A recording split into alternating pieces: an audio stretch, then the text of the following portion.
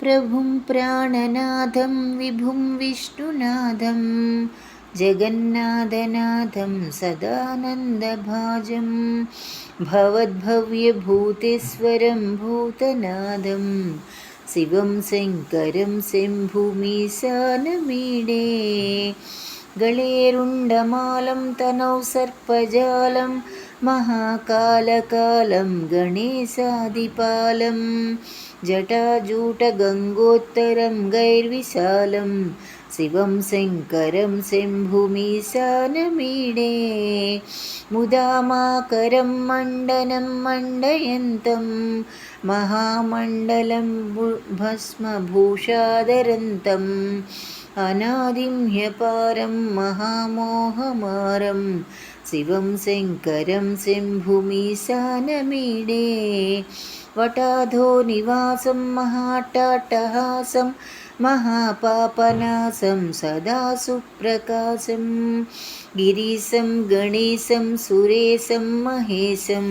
शिवं शङ्करं शम्भुमीशानमीडे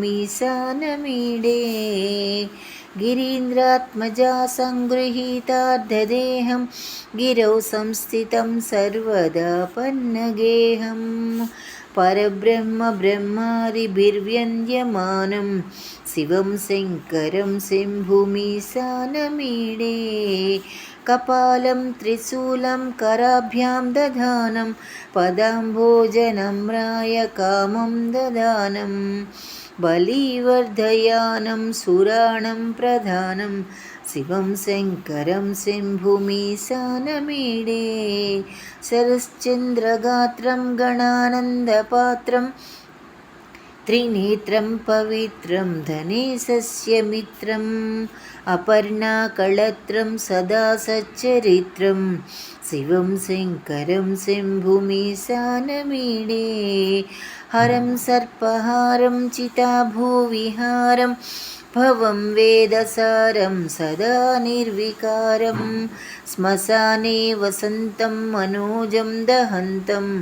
शिवं शङ्करं शम्भुमीशानमीडे स्वयं यः प्रभाते नरशूलपाणिः पठे स्तोत्ररत्नं त्रिहप्याप्यरत्नं सुपुत्रं सुधान्यं सुमित्रं कळत्रं विचित्रैश्च माराज्यमोक्षं प्रदाति।